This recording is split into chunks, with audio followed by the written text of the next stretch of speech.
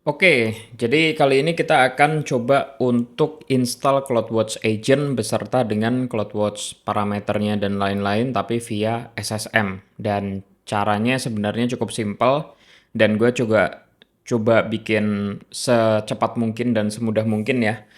Jadi langsung kita mulai aja. Kita di sini langsung masuk ke bagian IAM-nya. Terus kita masukin beberapa permission yang dibutuhin, langsung kita masuk ke bagian role. Dan di sini kita mesti create role dulu. Dan di bagian create role ini kita bisa pilih EC2 ya. Terus kita ada pilihan yang kedua dari atas, di sini kita pilih yang EC2 role for AWS System Manager. Terus kalau udah kita tinggal next.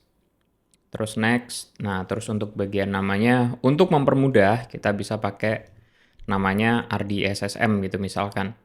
Oke, terus kalau udah kita scroll ke bagian paling bawah, kita create role.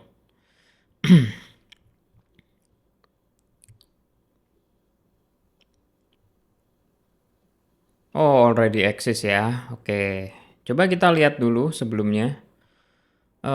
Role, apakah udah ada namanya? Oke, ini gue sengaja bikin dari awal ya. Oh, jadi begini.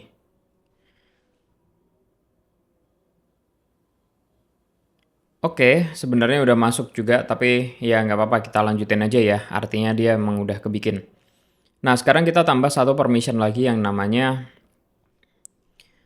Agent Server Policy. Nah, di sini kita bisa masuk satu ya, yang namanya yang namanya CloudWatch Agent Server Policy. Di sini kita add aja untuk permissionnya. Oke, kalau udah kita masuk lagi ke EC2. Kita coba jalanin satu EC2 Ubuntu ya. Di sini namanya RD Ubuntu gitu aja. Terus sekarang kita pakai yang versi terbaru ya, Ubuntu 24. Terus untuk instance-nya seperti biasa kita pakai yang medium. Ini paling oke sih sebenarnya secara performa dan untuk testing. Untuk keeper-nya kita bisa pilih, kalau enggak kita bisa bikin kita bisa create new keeper. Terus untuk bagian network setting-nya kita bisa pilih VPC-nya karena di sini cuma ada satu.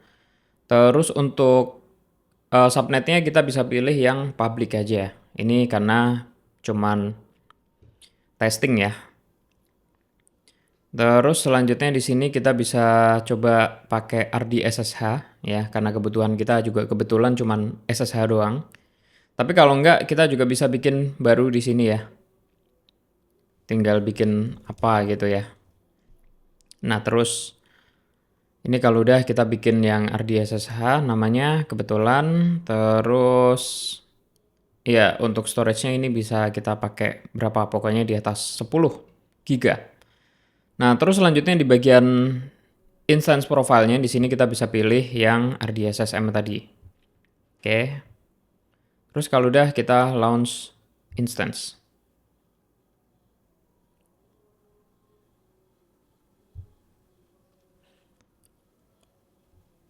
Kita tunggu sampai 2-3 menit ya, sekitar itu. Jadi ini akan gua pause dulu, nanti kalau udah status ceknya kita bisa lihat sampai 3/3, semua ceknya pas, jadi kita udah siap untuk jalan lagi. Oke, karena statusnya semuanya udah 3/3, cek pas. Oke, jadi kita semua bisa lihat di sini. Ini kalau kita connect ya, ini bisa masuk ke session manager. Kalau kita coba masuk ke session manajernya, dia udah bisa SSH. Dan ini salah satu pertanda dia udah keinstall ya untuk SSM-nya. Oke, paling nggak seperti itu. Terus selanjutnya kita bisa masuk ke bagian SSM-nya. Nah, kita langsung ketik aja di atas SSM. Nah, kita masuk ke bagian sebelah kiri ya, kita masuk ke bagian dokumen.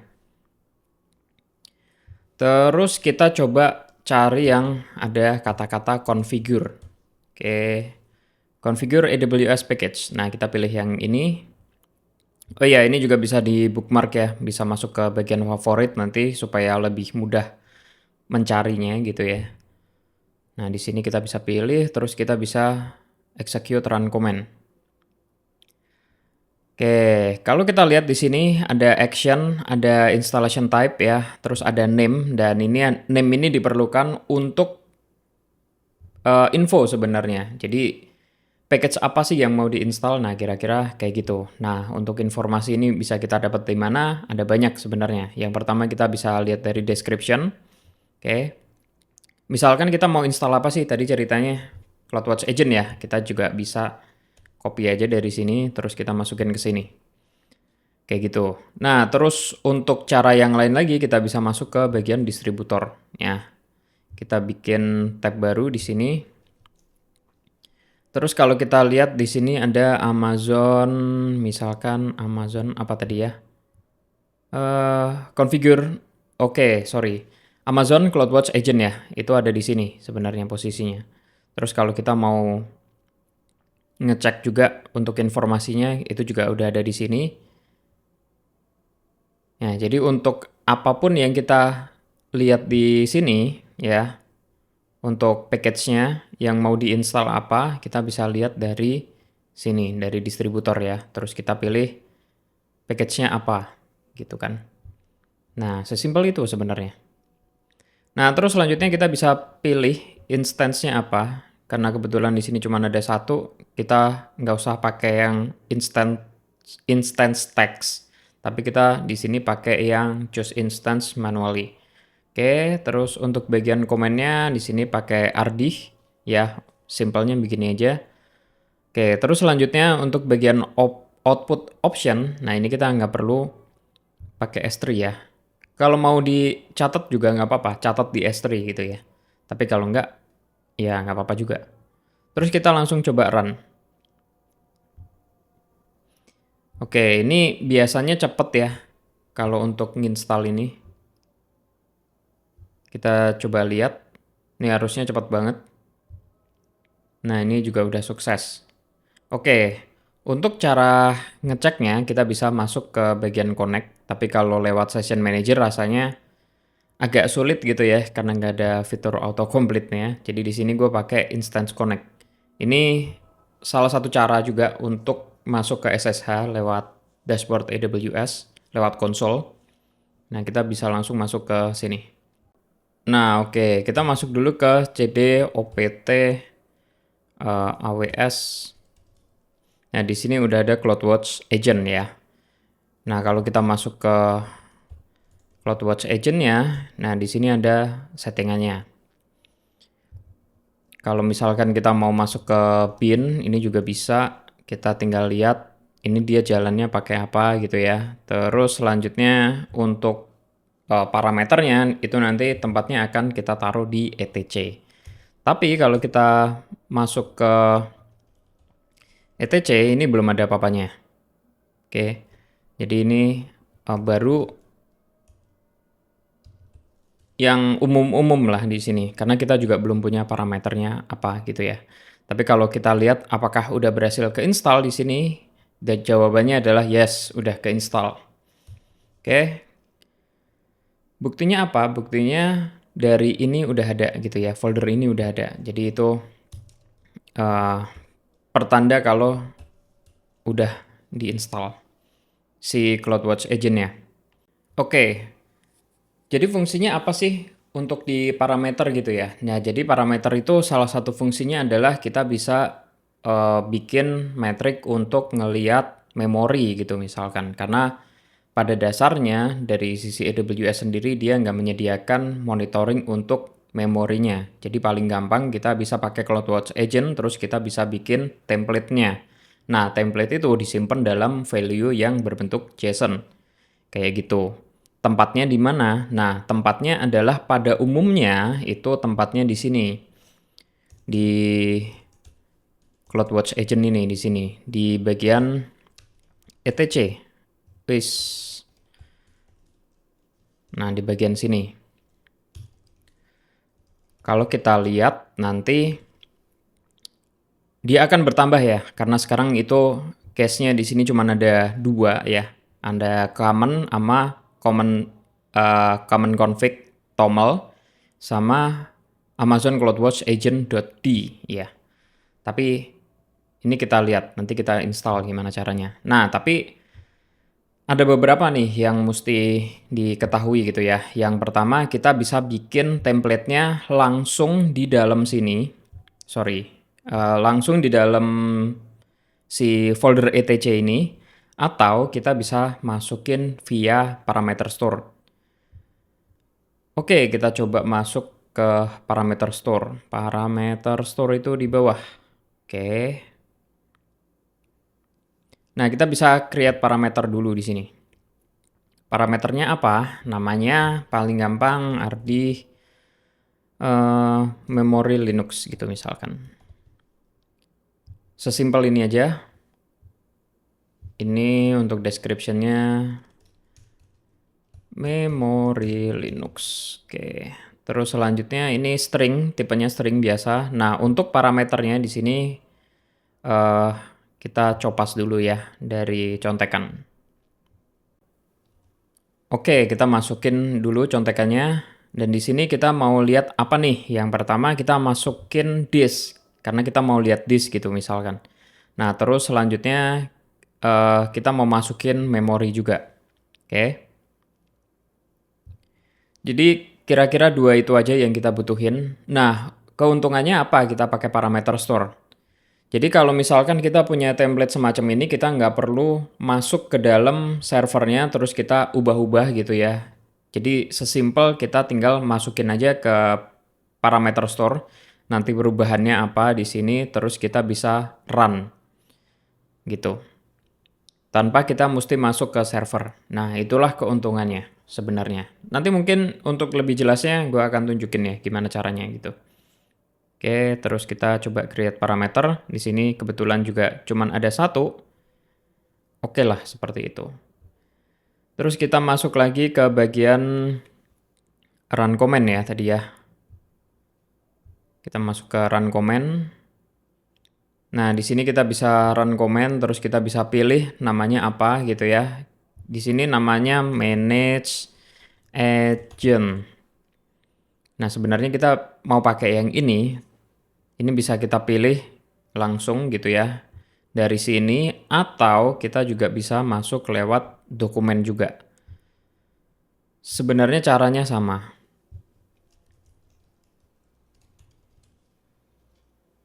Nah, ini kalau kita klik juga nanti dia akan muncul-munculnya di situ juga. Ini coba kita pilih ya. Di sini kita run command, ujung-ujungnya juga nanti akan masuk ke situ juga. Sama sebenarnya. Oke. Nah, terus ini kita mau masuk yang mana nih? Bebas. Ya, sama aja. Oke, mungkin salah satu aja di sini. Oke, terus selanjutnya di sini udah pastikan kita pilih Amazon CloudWatch Manage Agent. Terus di bagian action, configure, oke. Mode-nya EC2. Terus optional configuration source-nya SSM. Terus optional configuration location. Nah, ini kita mesti masukin apa? Kita mesti masukin yang namanya nama parameternya. Jadi nama parameternya di sini ada rd memory Linux ya. Jadi kita mesti masukin juga rd memory Linux. Oke. Nah, terus selanjutnya caranya juga masih sama kayak tadi. Kita masukin command, terus kita juga uncheck di bagian enable S3 bucketnya, terus kita coba run. Nah, sekarang statusnya dia, aduh cepet banget lagi. Oke, sekarang dia udah jalan ya, dia udah sukses, terus kita balik lagi ke sini. Nah, dia udah ada beberapa nih ya, udah ada beberapa yang ditambahkan gitu ya. Ada 1 file toml, terus ada juga 1 file YAML. Oke. Ini mungkin akan gua stop dulu, terus gua juga coba lihat Amazon CloudWatch Agent YAML misalkan. Oke ya, jadi kita lihat di sini semuanya udah ada. Nah, kalau kita mau lihat yang lebih lanjut lagi, kita bisa lihat dari lognya. Oke, kita juga coba lihat dari sini ya. Nah, dia udah mulai nih, dia udah running dan processing data. Pembuktiannya sekali lagi kita bisa lihat via CloudWatch dashboardnya. CloudWatch. Oke, sini kita juga coba masuk. Kita coba masuk ke bagian yang ada di sebelah kiri bawah di sini all metric. Nah, kita bakal nemuin yang namanya CW agent. Kita pilih aja di sini, terus ada instance ID. Nah, kenapa di sini cuma ada instance ID gitu ya? Karena tadi dari sisi aggregate-nya, sorry, gue balik dulu bentar. Nah, ini ada append dimension-nya. Jadi di sini ada instance ID-nya apa gitu ya. Makanya dia jadi satu doang di sini instance ID. Dan di sini memorinya semuanya udah kelihatan. Jadi kalau mau kita lihat di sini kita jangan pakai UTC time zone tapi pakai local time zone. Dan di sini harusnya dia udah bisa jalan gitu ya. Nah, terus permasalahannya sekarang gimana? Umumnya kita bisa masuk ke sini ya. Kita bisa masuk dan kita bisa otak-atik si ininya misalkan si CloudWatch agent-nya. Jadi kalau kita misalkan mau masuk di sini terus kita mau ngapain gitu, di sini semuanya juga bisa gitu ya. Tapi ngapain kita mesti masuk ke sini kalau kita bisa masuk via SSM parameter store. Oke. Oke, kita coba masuk ke salah satunya dulu ya. Di sini misalkan ya di bagian disk ini kita hapus. Terus apa jadinya? Oke, di sini di bagian value-nya kita bisa cek dulu. Memory collected. Nah, ini hati-hati ya, kita mesti mulai dari mana gitu ya. Ups. Nah, ini bisa kita hapus. Kita masuk dari memori dulu yang pertama. Karena ceritanya misalkan di sini kita cuman pengen lihat memorinya aja atau kita mau tambahin tadi juga bisa. Kita coba save change. Nah, terus dari sini kita bisa ngelakuin rerun sebenarnya. Oke, di sini nggak ada, kita bisa lihat via comment history. Nah, di comment history ini kita kan ada dokumen name ya. Kita jalanin apa sih yang terakhir gitu ya, komennya Ardih gitu misalkan.